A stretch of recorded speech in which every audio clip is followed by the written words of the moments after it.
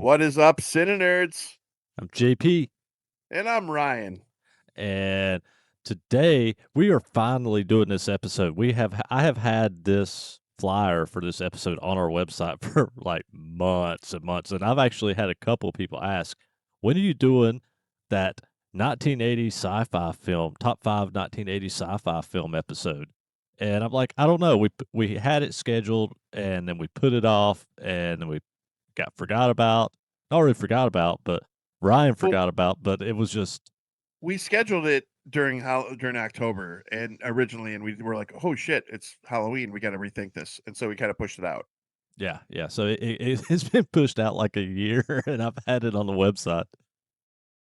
Well, I'm just gonna stop everything right now. I'm gonna be done with this episode right now. My number one of all time is Superman 4. I just I want mean, to piss you n- off, JP. nuclear man. I mean, cool. I just remember you said you hated Superman 4. I do, but still, I'm going Nuclear with man. the flow here. I'm going with the flow here. Oh, no, yeah, that was anyways. Yeah. No. Let's get into the real stuff. Yeah. So, and I was just telling Ryan, I was like, I have a massive list for this, and he has a massive list for this, and I went to the extreme of how a lot of times Ryan will have two separate lists. He was like, "Well, I got two of everything on my top 5." And I did the same for this because I did a mainstream list and then I did a less mainstream top 5 list. So as I go through mine, I'm going to give you both. I think So I've got enough. I I'm think probably I've got going. enough here. I can do that as well. I mean, I do, and I don't know. We'll see how we talk about these films as we go through them. But I want to talk about the lesser known ones more, the less mainstream ones versus the mainstream ones, because you guys know the mainstream ones. Alrighty, so we're gonna rock paper scissors this so I can win again. You know what? You can start or I can start. I don't care. Whatever you're feeling today, Okay, JP. well you go ahead and start then. Because I feel like you cheat when we do that and we're over the internet because there's a drag or a delay or anything. That looks really bad on my That camera. looked really bad. I was about to say that. If you are just listening and you have time, go check out the video. You'll appreciate it later. Anyways, okay, so I'm gonna first I'll do my number 5 mainstream movie, and then I'll do my number 5 lesser known movie. And I think JP and I will have different definitions of what lesser known is, but we'll get there. So number 5 mainstream movie for me, and any of you that have been tagging along with us since the beginning of this have heard this a few times. Transformers the movie. It is as sci-fi as it gets. It's animated, but this movie has ripples in the fabric of the Ryan verse for me. Because you get 20 minutes in, and some of your heroes that you've known for a good year and a half start just dying and dropping like flies, this shit got real. This movie left a lasting impact, and I'll love that movie forever. And I'll die on that hill. Fifth place. This one's a obscure one that I think JP will remember as well, but Space Hunter: Adventures in the Forbidden Zone. This movie was just something that like I wasn't expecting to like as much as I liked. I put it on when I was a kid by accident. I think it was like on HBO, and just the way it unfolded and the way the adventure went, I was just drawn in. And as any kid that's watching that movie should be. So Transformers made an honorable mention for me. And there is an animated film on my main stream list, but it was not Transformers. Transformers made an honorable mention. And Space Hunter, I haven't seen that movie in years. I remember really enjoying it. Did not make my list because I don't remember much about it. And there's actually one that I'd actually talked about a while back with somebody that I was like, I really need to rewatch that film and revisit it because I haven't seen it since the 80s. I loved it because so one of my other favorites on my list that I'll talk about later has very cool vehicles in it, and this movie had similar vehicles, and these vehicles made the world of difference. So my mainstream list, number 5, Aliens. I mean, Okay. aliens. You got to have aliens on here, and Aliens versus Alien is more sci-fi, where Alien to me was more horror. They're both sci-fi, but Aliens felt more sci-fi action for me, and I mean, it's a classic. I mean, at this point, Aliens is a better film than Alien is, to in my opinion, anyway. So I was always a massive fan of Aliens. So my non-mainstream list, number 5 is Trancers. I fucking love Trancers. I Ooh. love Jack Death. I love Trancers, Trancers 2, Trancers 3, Trancers 4, Trancers 5.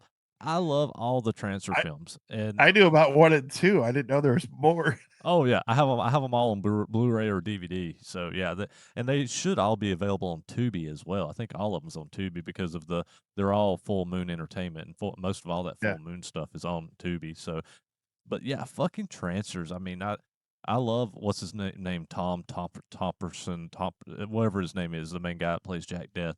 He's in a bunch of shit. Like he's in Who's Harry Crumb. He's in a ton of stuff during that time period. And so yeah, Trancers and Aliens are my mainstream and non-mainstream number fives.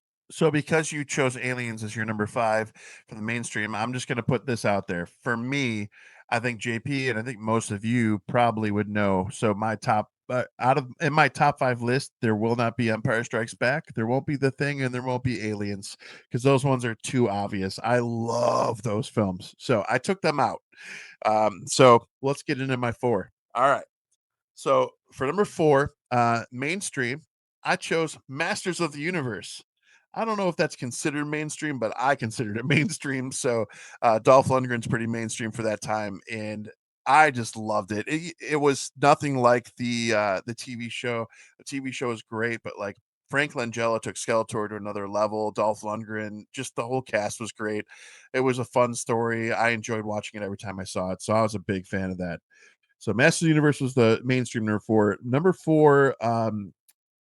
Number 4, this one this one I had it's well known, but it's not I don't know, let's just go Solar Babies. Okay. I put Yeah. Solar Babies on there. I like Solar Babies, but which this one jumps to the 90s for me. I prefer Prayer of the Roller Boys over Solar Babies. Oh, I got you. Yeah, that's good. That's solid. I think I just forgot that one. I was gonna put that in honorable mentions, but I forgot about that. But Prayer of the Roller Boys is 90s, so you couldn't add that into this list. So, but as for those style rollerblades, skating type post-apocalyptic movies, I like Prayer of the Roller Boys over. But Solar Babies is a fun one. It did not make an honorable mention for me.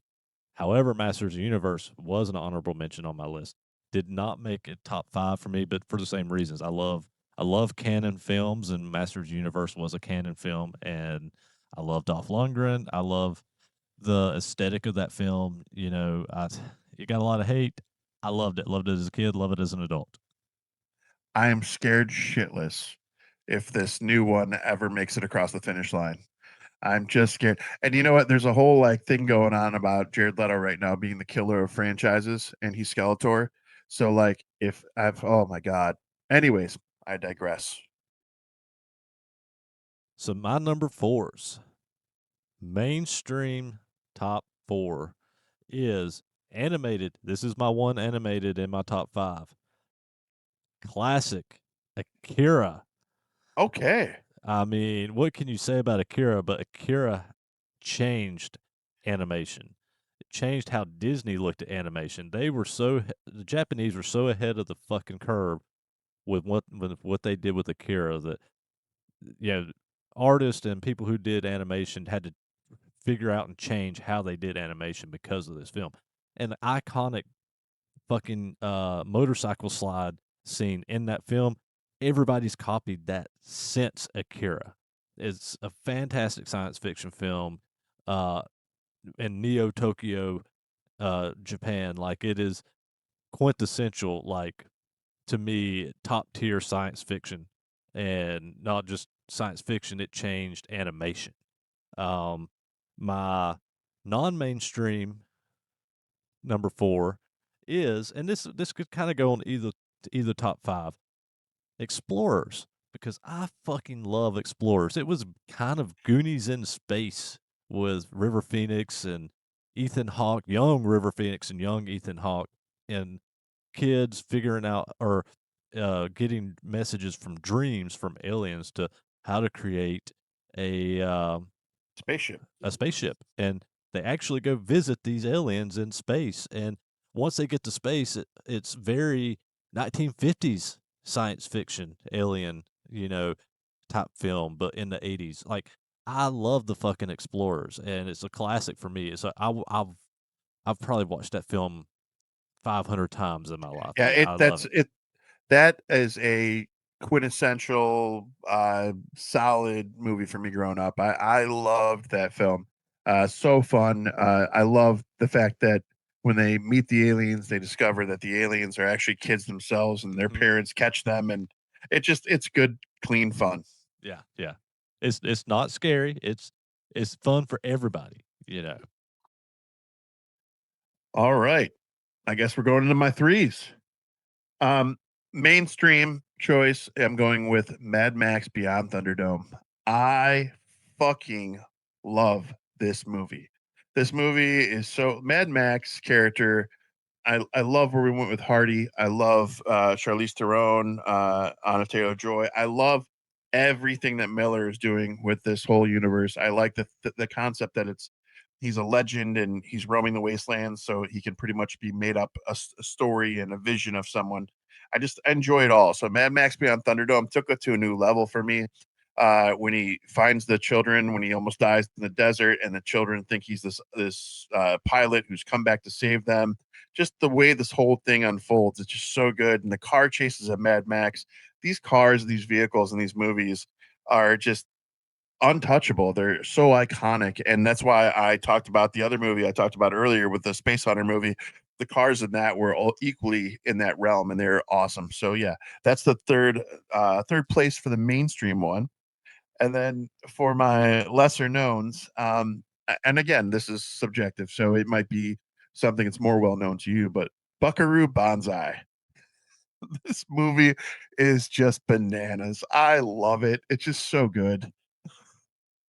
Um, Everybody's gonna be surprised. I'm gonna go ahead and just say this right now.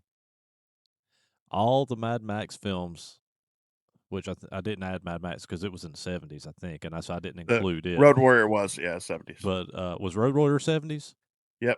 Okay, I was thinking the original, but it was in the 70s. But I thought Road Warrior was in 80. But Wait, I always fuck that up. Wasn't the Road Warrior, was that the second one? Road Warrior is the second one. Yes. Okay. Uh, well, okay, the original, the first one's in the 70s. Yeah. Sorry. Yes. So anyway, you guys know Mad Max is like one of my favorite franchises, but I did not include Mad Max into my top 5 list. They are honorable mentions again for me, just because even though it's one of my favorite franchises, I feel like there's better science fiction out there, and for one-offs. And so we get to my number threes. My mainstream number three is it's a two-part movie, but it's not two. It is two different movies, but it's same part of the same film. Star Trek, The Wrath of Khan, and The Search for Spock. They're on my honorable mentions as well. Be- Literally together like that. yeah, because they are so you can't have one without the other because they are No, iconic, and the story leads from one to the other. They are classics. I mean, you get the classic scene with Khan and Spock sacrificing himself, and then Spock being reborn on with the Genesis project. Like I as much of a Star Wars fan as I am a huge original series Star Trek fan. I love William Shatner. He is my captain. Um, my number three in non-mainstream, and this is another one could be on other people's mainstreams. The Last Starfighter. I fucking love The Last Starfighter. It is such a fun movie. With a guy that is playing an arcade game and beats this arcade game, and alien comes down to recruit him to come fight this space battle with them, and he uh ends up being the last starfighter because base gets attacked, and he is the last one that can actually go fight this whole armada of aliens coming to um, take over this region of space. So, Last Starfighter and Star Trek Wrath of Khan and The Search for Spock, number threes. Okay, those are fair. By the way, I will say this too. So I am an equal opportunity sci-fi lover. So I definitely am Star Wars first, but there's no hate given at all to the Star Trek universe. The only one that kind of, and everyone's going to blow me up if you're a Star Trek fan, but Deep Space Nine was not my favorite. So that one, Nah, that's where I kind of drew the line. But outside of that, um, all right. So shit, am I already at twos, huh? All right, let's dig into this. So my number two mainstream movie is, you're going to know this from the soundtrack list as well, but Flash Gordon. I had to put Flash Gordon in there. It's one of my favorite scores to any, or soundtrack to any movie. It is one of the best action movies. Obviously, the Flash Gordon character is timeless. He's been around for decades at this point, and but this incarnation of him with Sam Jones is just untouchable. I love it. It's so good. Check it out if you haven't yet, and make sure you have the best sound system to listen to the soundtrack as you're watching it. And then my number two in the lesser known ones, and if you haven't seen this, go check it out. I think Apple made a mockery of this, and people got really mad, and they I don't think it did very well. It wasn't received well, but the original Time Bandits. Time Bandits was so good to me. I love that movie. The little people aspect, the young kid, the evil antagonist, like it just, there's so much imagination and creativity going on there. It's just a beautiful movie. I hadn't even thought about Time Bandits. Did not even cross my mind. That's a surprising one. Okay, so we're at my number two, and I'm gonna surprise some of you with my number two, and it's gonna make you guys wonder a little bit what my number one is gonna be. So my number two on my mainstream is Empire Strikes Back, because I mean, yeah, Ryan said it would be obvious, it'd be too obvious. I included it because it was not going to be my number one, which I thought would surprise you guys if with me adding it to the list, because there is another that I like more. So my Nope, non there is so another. Empire Strikes Back is my number two mainstream for obvious reasons. It is my favorite Star Wars film, and yes, so we'll just leave it at that. You guys know we're obsessed with Star Wars. We're nerds. My non-mainstream number two, which is, you've heard me preach about this film a lot as we've done this whole podcast start since we started. The Blob, the 80's Blob. Jesus, I love that remake. It's better than the original, and it has the same vibe as the original. Kevin Dillon's great. Shawnee Smith is great. I mean, just fucking Blob. If you've not seen it, you have to watch it. It is science fiction slash kind of horror. It is horror. Um, if you've never seen the 80's Blob, it is a must watch for any sci-fi horror fan. It's definitely solid. It's definitely a great movie. My rewatch of that recently was definitely much appreciated. All right. God damn, are we in number ones already? We are at our number. I've got a bunch of honorable mentions too, so Oh, I do we too. could talk for We got time to talk. Don't worry. hours. This that this is definitely, like I told JP earlier, and I don't know if I said it earlier too, but um, this has been the hardest top five list that I've had to do. This, because there's just so many amazing science fiction movies from the 80's. The 80's, I think the 80's, just slasher movies, sci-fi movies. It's so good. There's just so many movies. I love it. For me, Original ideas. for me, it's the golden age. I mean, you always hear the golden age being years and decades before this, but No, for me, the golden age is the 80's. Like, there's just something about the creativity that came out of the 80's with filmmakers that was so good. you know what that something is? It's the something is that studios gave creativity and the people freedoms to do the things they needed to do to take chances, I and think it now they was I, don't. I think it was creative freedoms and cocaine. There may have been that. There may I can't rule that out. I'm just gonna say there may have been that, but definitely like we talk about this time and time again, but these fucking remakes and these rehashed ideas and just beating Marvel into the ground and just like all this shit's so white. It's I didn't want to use the term whitewashed, but it's essentially it's just kind of destroyed what independent film and unique concepts are for me, and it's I don't know, frustrating to say the least. On that note, are we ready for the number ones? Oh, that was an attempt at a drum roll, really? Yeah, I wasn't good at it. Is that better? Is that better? JP's gonna hate that in the post. Anyways, number one no, you know what? I'm gonna do the lesser known first for this one. So the lesser known number one for me is and I'm pretty sure at the very least JP has this in his honorable mentions. But Howard the Duck. Howard the Duck had to be in here because I love Howard the Duck. He's an amazing character. The movie was amazing. I Honorable love mention. I that's why I said I knew it. This movie is just one of those movies that nobody expected it to do amazing things. It was just so wacky and off the wall, and you had a like little person in a duck suit. It's something for the ages.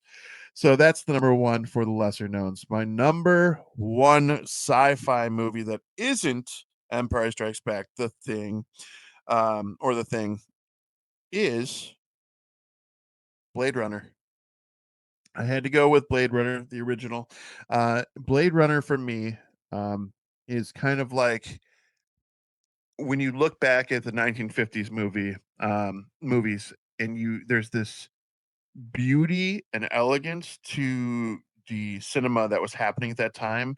And so, JP was just talking about the golden age. This one, to me, during our golden age, was quintessential in that the down to the cinematography, the rain effects, the dark future, the dystopian future, just it's so good, dude. Rutger Hauer. I mean, I don't know. This movie, I could watch this movie over and over again, and I even love the sequel. With Gosling in it. So I'm it's number one for me. So, both films, both of your number ones are my honorable mentions, and they're both great. I mean, you got Howard the Duck that has a bestiality scene in it. I mean, Uh-huh. that's that's every reason to. I mean, wait, let me not say it like that. But it's unique. Compose yourself, JP. It's unique in the fact that it does things that shouldn't be done, and you have to Logistics, see it. Yeah. logistics. um, and Blade Runner, yeah, it's a classic. It's a beautiful film. I mean, Harrison Ford, Rutger Hauer. It's yeah, it's a piece of sci-fi. It's a masterpiece of science fiction for sure.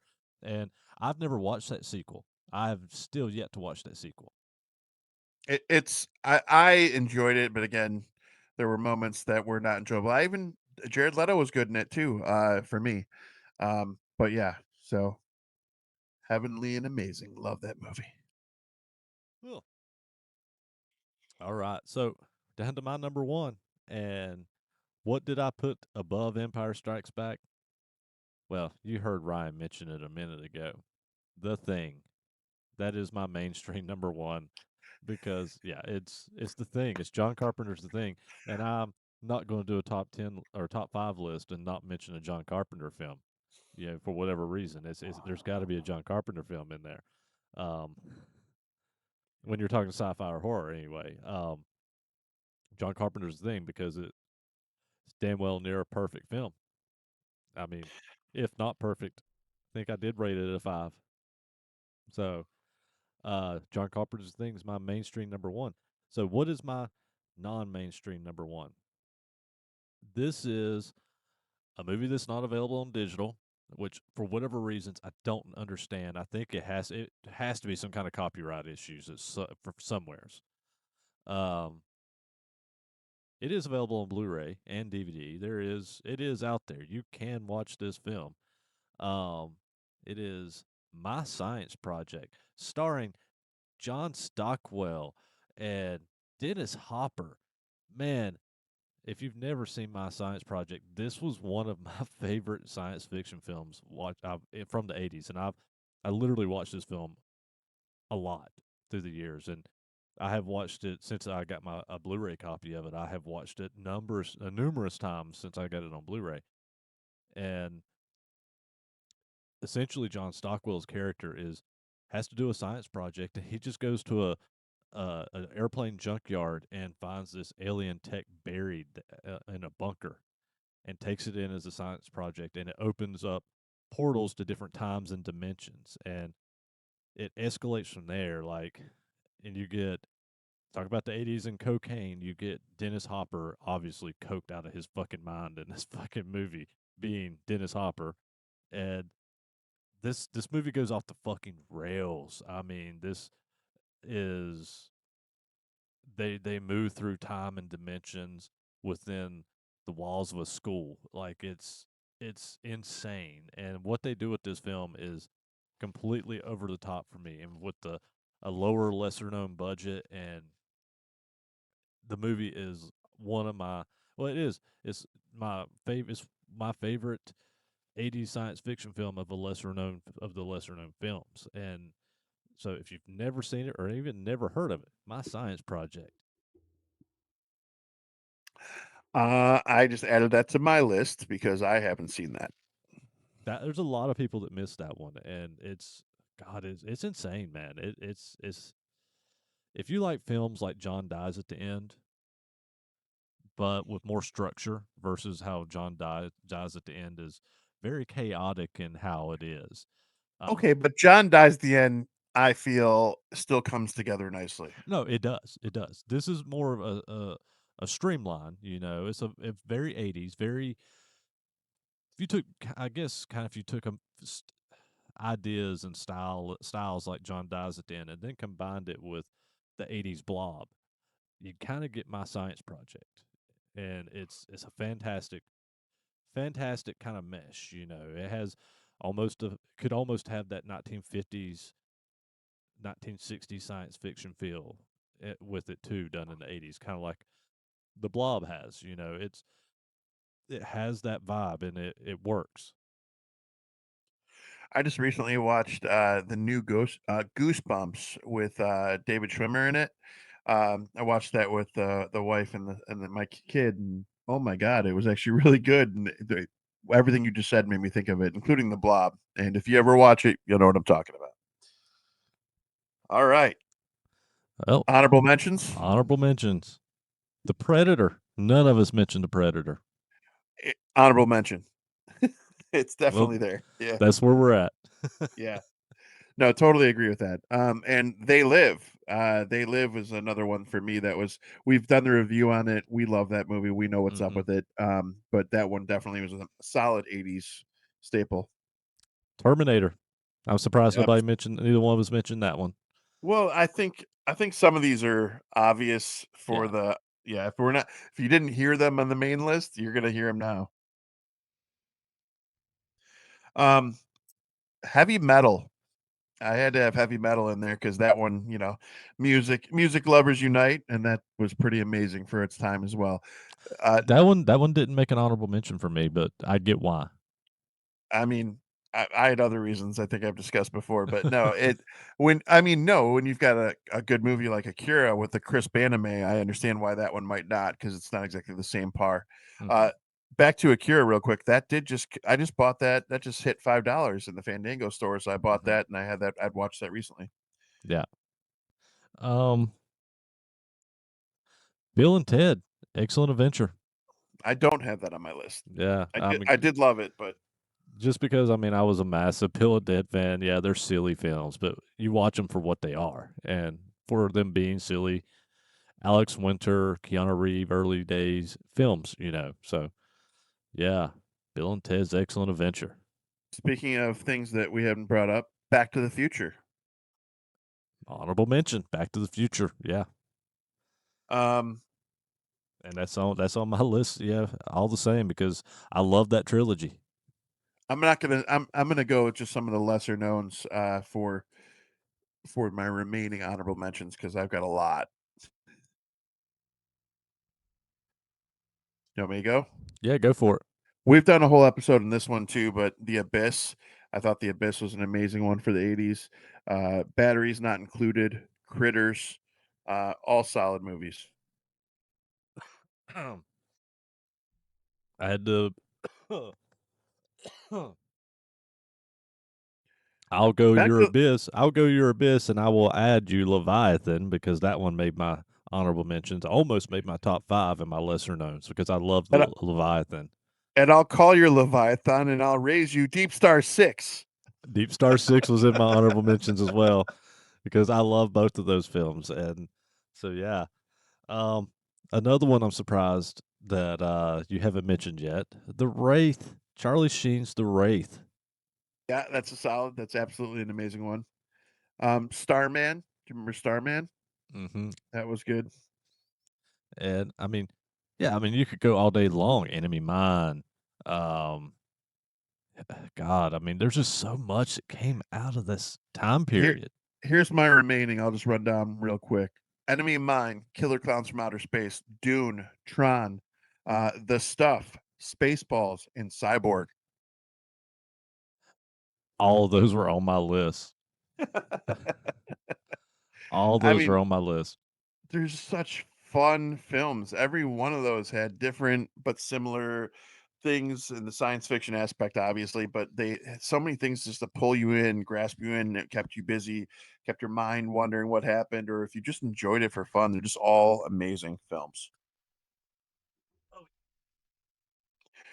My Do you have a cat's about visitor? to, yeah, my cat's about to drop my green screen. As you can I see it see, moving. I see it moving. he is That's going, awesome. he is going nuts. I think he's just fucked shit up. My cats are So meowing outside my door because I locked them out. So yeah, like honorable mentions, you just said Cyborg. I actually, obviously, I put some Albert Pune films on my honorable mentions. Cyborg being one of them. Radioactive Dreams. I mean, Jesus Christ, I've talked about this film how many times?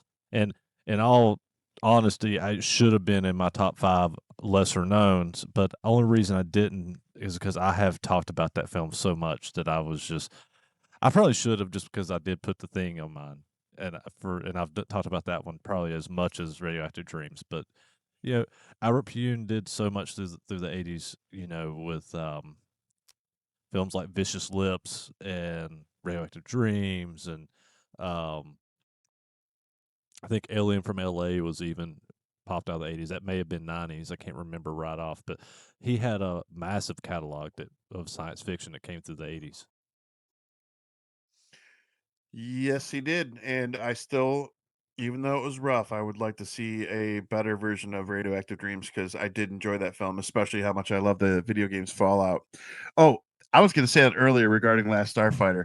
Last Starfighter, when you were talking about how he won the video game competition, when I because of Last Starfighter, I'll tell you what, when I played Halo Combat Evolved for the first time, I was playing that like, "Come get me, I'm gonna save this universe." Like, I was ready to kill some flood. So because of Last Starfighter, that was the imagination that you used to have as a kid and where you'd go. I see your green screen still moving from Bowie. Yeah. He is absolutely fucking with me now. He is mad because I have not given him his rabbit today. Oh And if you boy. guys don't know what I'm talking about, my cat loves. He has a particular soft food that has rabbit meat in it that he absolutely goes nuts for, and I should have given it to him before I came up here, and I didn't, and he is mad at me. Oh yeah, yeah. All right. Well, Uh, how about recommendations? so just like I said last week, uh, for our episode on the Amityville Horror, I look at the Fandango new to stream at home list that comes out. There's always really cool stuff like older films like Criterion editions of stuff, and a lot of things that I'm constantly kind of looking for. Well, there was another one that popped up that I just bought that I have been waiting to hit digital so I could actually have a copy of it on digital. 1978's Doctor Strange just hit digital. So, and yes, you're hearing that right. It's one of the first Marvel films. I don't know if it was the first or if it was one of the first, but it was 1978. And man, that 78 Doctor Strange is bonkers. It is nuts. And it's not going to be for everybody, but if you're a Marvel completist, then you'll probably want to watch it. It definitely dives more into a lot of, I guess you would call satanic symbolism and things of that nature. But the movie's great. I mean, I love it. I love it because it's so off the rails, especially compared to what they did with the newer Doctor. Now, I'm not bashing the new Doctor Stranges. I liked the new the newer Doctor Stranges, but for 1978, this movie had balls, for what they were trying to do. Now, does it look great? No. I'm not going to sit here and tell you the film looks great. But if you're a Marvel completist, it's out. It's out on digital. You can buy it. You can rent it on digital. So it's out there now. Crickets, crickets. No, I'm just kidding. There are Marvel elitists. You're absolutely right. So somebody's going to want to check that out for sure. Um, Mine is going to be a very, I was not expecting this movie whatsoever. I've had a lot of these lately. It's a Hulu exclusive, and it had sat in my queue forever because I watched the trailer, but I just hadn't checked it out. It's called Mr. Crockett.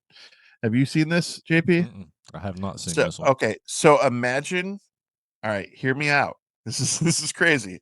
Imagine Barney, the old show for kids, meets Art the Clown, but he looks like Steve Harvey, and that's Mr. Crockett. And I know that's a lot. I know that's crazy, but trust me. So it's a kids show, and it's kind of like they kind of steal little concepts from all these different horror films, right?